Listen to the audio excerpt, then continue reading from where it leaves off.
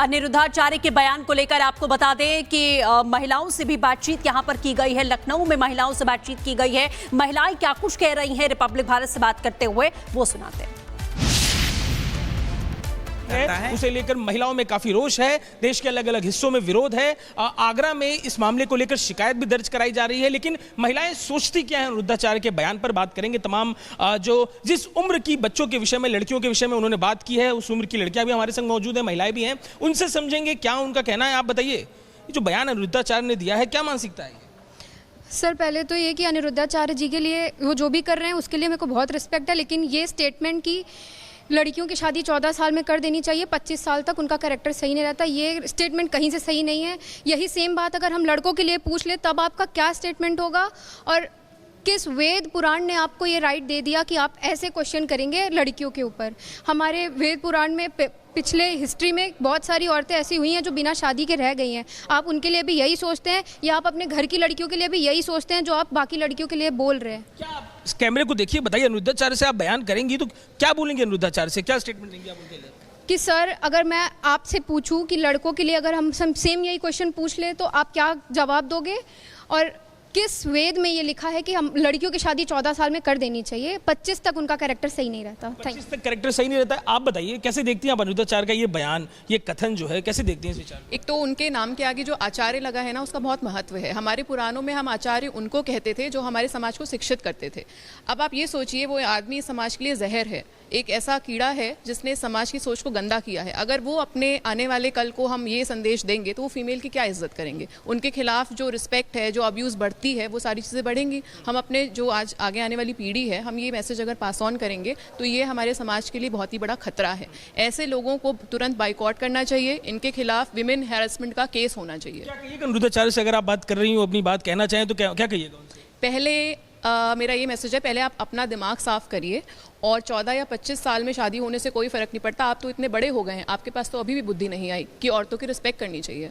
आप बताएं, ये जो स्टेटमेंट अनिरुद्धाचार्य की तरफ से दिया गया है, कैसे देखते हैं उसे? छोटे बच्चों के लिए जो बात वो कह रहे हैं, हम ये कहना चाहेंगे, जैसा कि उन्होंने बोला है कि 14 साल में शादी करवा देनी चाहिए लड़कियों की, क्या अगर कोई भी प्रॉब्लम होती है तो वो आएंगे हम लोग की रक्षा करने के लिए वहाँ पर?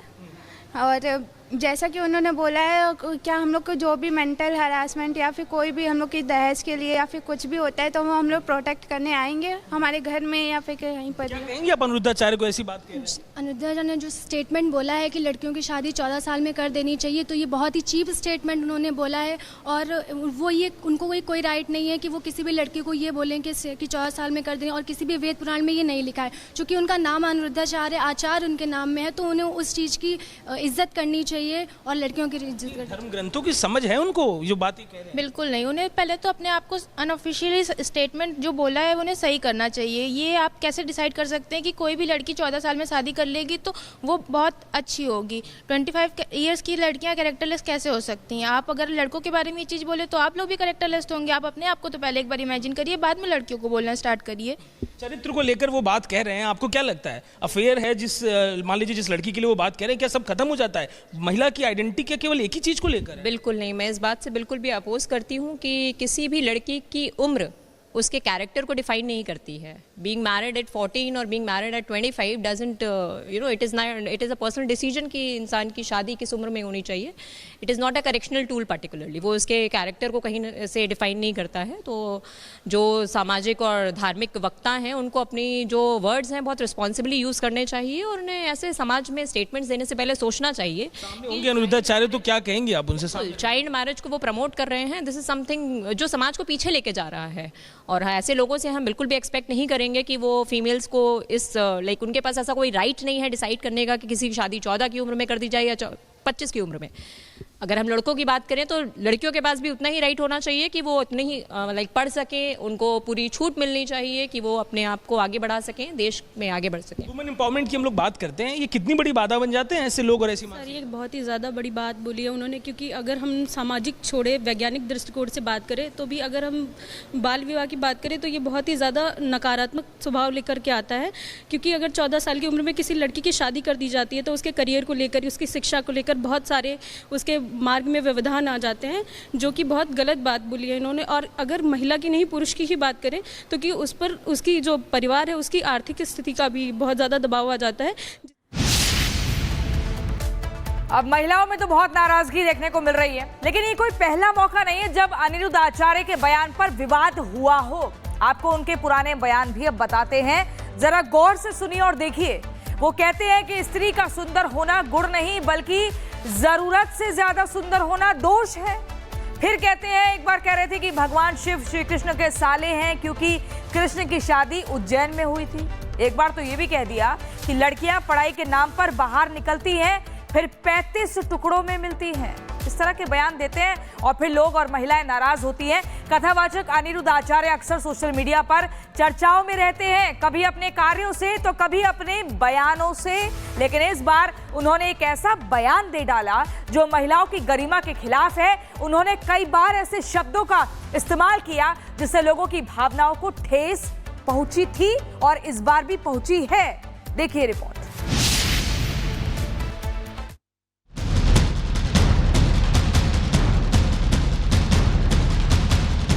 कथावाचक अनिरुद्धाचार्य एक बार फिर सुर्खियों में, लेकिन इस बार उनकी कथा नहीं बल्कि उनके बोलचाल का तरीका और विवादित बयान वजह बना है।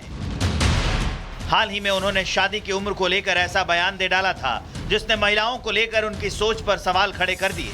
मथुरा में कथा के दौरान उन्होंने अविवाहित महिलाओं को लेकर क्या कहा था, सुनिए सर।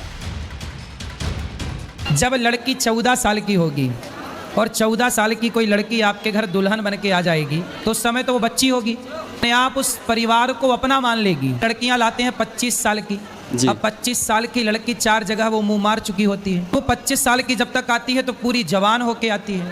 जवानी कहीं ना कहीं तो वो उसकी जवानी फिसल जाएगी या बच्चों का विवाह जल्दी हो जाता था। टाइम पे देख लेना, लोग फिर जल्दी शादियां करना शुरू कर देंगे।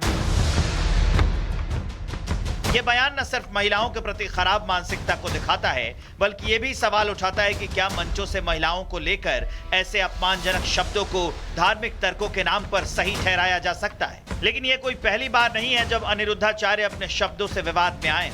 इससे पहले भी मंच से उन्होंने कई बार ठेस पहुंचाने वाले शब्द कहे थे। एक बार उन्होंने कहा था कि संन्यास लेने की इजाजत केवल ब्राह्मण को है, किसी और धर्म का व्यक्ति संन्यास ले नहीं सकता है। संन्यास लेने की इजाजत केवल ब्राह्मण को है और कोई नहीं ले सकता। संन्यास लेने की इजाजत केवल ब्राह्मण को है और कोई नहीं ले सकता। एक लोकतांत्रिक और समता आधारित देश में जहां हर धर्म और वर्ग की बराबरी का अधिकार है, वहां इस तरह का जातिवादी बयान न सिर्फ संविधान की भावना के खिलाफ है बल्कि समाज में ऊंच नीच की खाई को और गहरा करता है। यही नहीं, महिलाओं की सुंदरता को भी एक बार महाराज ने दोष करार दे डाला था। अरे तुम्हारी सुंदरता केवल तुम्हारे पति को रिझाने के लिए होनी चाहिए, किसी भी पुरुष के लिए सुंदरता नहीं है। अपनी सुंदरता छिपा के रखो। यदि तुम अपनी सुंदरता का प्रदर्शन कर रही हो तो ये तो वैश्याओं के कर्म है। वही वैश्या ना अपने कपड़े उतार के प्रदर्शन करती है। ये किसका लक्षण है बताओ। और तो और एक बार तो महाराज ने भगवान शिव को कृष्णा का साला तक बता दिया था। जब धर्म के मन से महिलाओं की गरिमा पर सवाल उठे, जब जाति के नाम पर भेदभाव की बातें हों, जब देवताओं के रिश्ते को मजाक में उछाला जाए, तो ये आत्मचिंतन का समय है। तो क्या अनिरुद्धाचार्य की वाणी अब प्रवचन कम और विवाद ज्यादा बन गई? Bureau report, Republic Bharat.